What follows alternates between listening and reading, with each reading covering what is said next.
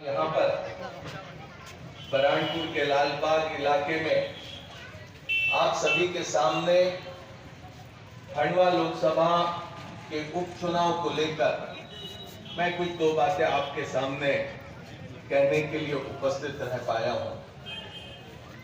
इथून काही मीटर अंतरावरतीच ताप्ती मिल आहे आणि मला या गोष्टीची कल्पना आहे की या मिल मध्ये जवळपास 3000 लोक काम करत होते।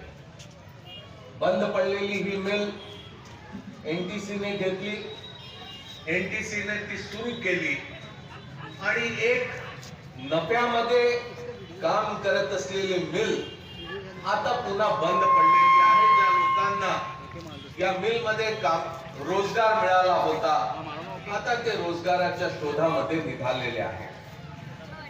मी बुलढाण्यामधून 3 वेळा लोकसभेत निवडून गेलो।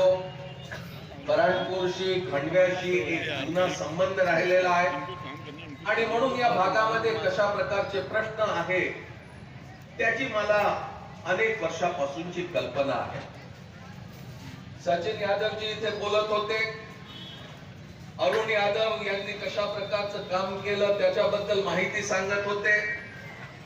अरुण यादव जी माझ्या बरोबर अखिल भारतीय काँग्रेस कमिटीमध्ये काम करत होते।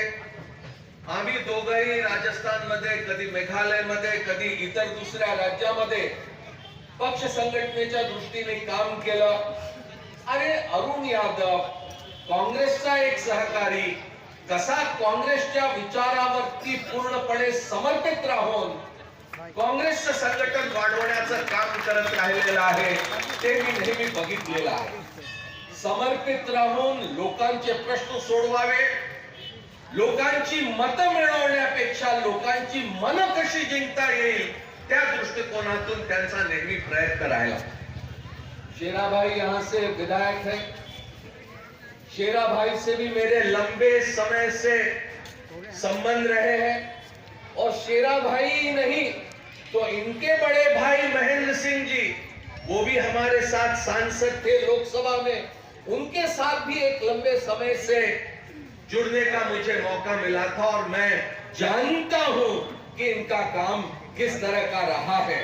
आपने यहाँ पर पिछली बार हमको कांग्रेस से यहाँ पर प्रत्याशी नहीं बनाए, लेकिन आपने इन्हें विधायक बनाकर वहां पर चुनाव जिताकर भेजा। आज शेरा भाई भी यहाँ पर कांग्रेस के हक में, कांग्रेस के प्रत्याशी के हक में यहाँ पर आपका वोट लेने के लिए उपस्थित हुए। मैं उनका यहाँ पर स्वागत करता हूँ। एक नई शुरुआत यहाँ पर खंडवा बरहानपुर से इस लोकसभा चुनाव में हमें करने की आवश्यकता होगी। मैं यहाँ पर आने से पहले ये सोच रहा था कि 2014 के चुनाव में एक ऐसा माहौल बना दिया था कि गुजरात से भारतीय जनता पार्टी का ये नेता जो देश की राजनीति के क्षितिज पर उभर रहा है, वो एक बार अगर प्रधानमंत्री बन जाता है तो सारे के सारे मसले मसाइल हल हो जाएंगे। हमारे सामने जो मुसीबत है वो सारी मुसीबतें खत्म हो जाएंगी। गुजरात मॉडल के बारे में हमें बताया जाता था कि गुजरात मॉडल किस तरह से उन्होंने गुजरात में लागू किया। एक सपनों के सौदागर की तरह तरह तरह से समाज के हर वर्ग के लिए उन्होंने हर तरीके से सपने सजोने का काम किया। आज 7-8 साल हो गए और 7-8 सालों में हमको पता चला जो जो वादा उन्होंने किया, हर वादा उन्होंने ये किसी तरह से पूरा किया। ये कोई भारतीय जनता पार्टी की तरफ से भी नहीं कह सकते।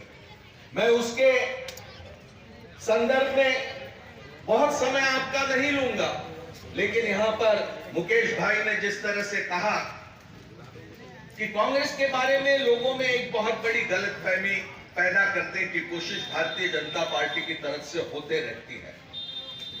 आपको याद होगा करीब 2 साल पहले यह कहा गया था कि जम्मू कश्मीर में जो फैसले भारत के गृह मंत्री अमित शाह ने किए।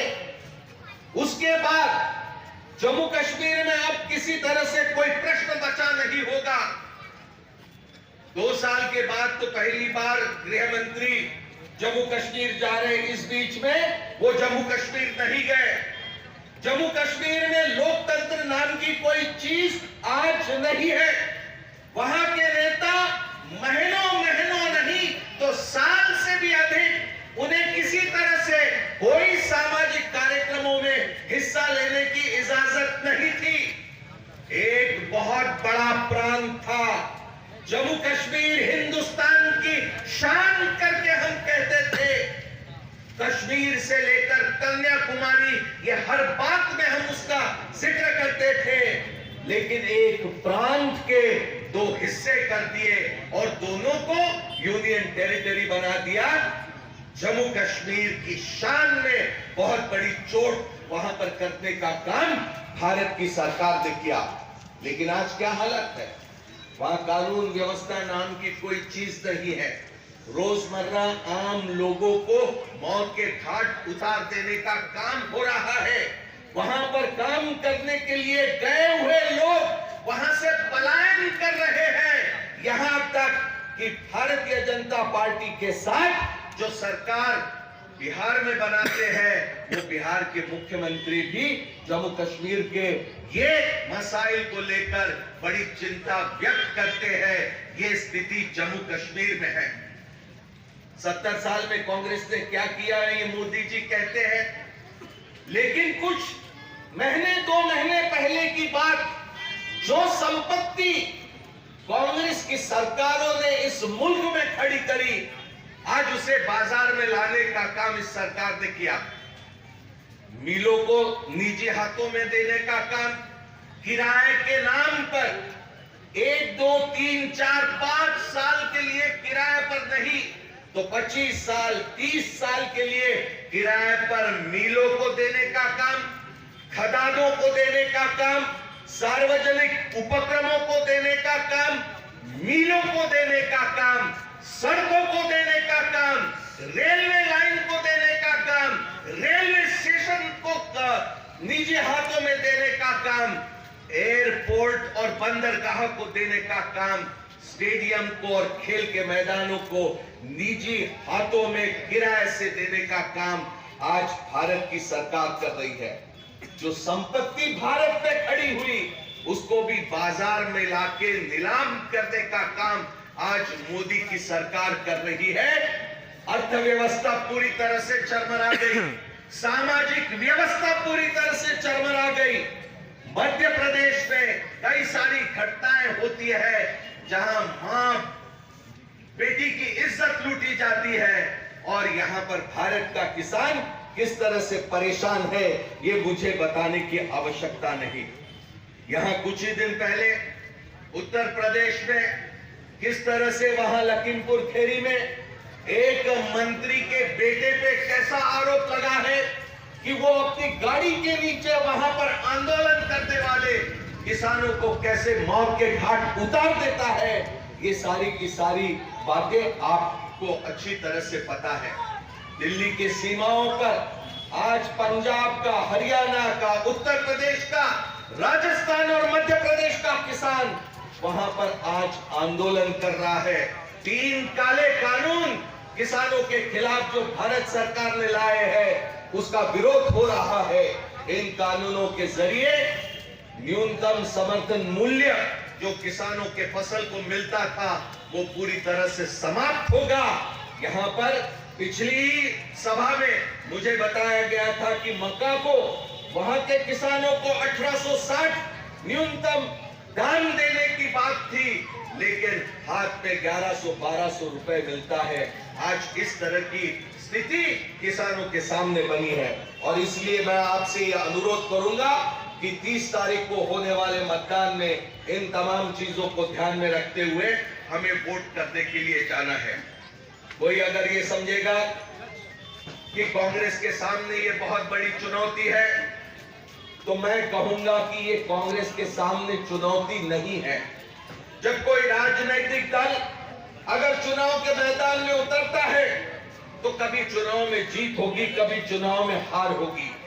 इसी खंडवा के लोकसभा निर्वाचन क्षेत्र से कभी हम जीते हैं, कभी हम हारे हैं। लेकिन आज सवाल ये कांग्रेस के जीतने के हारने का नहीं है।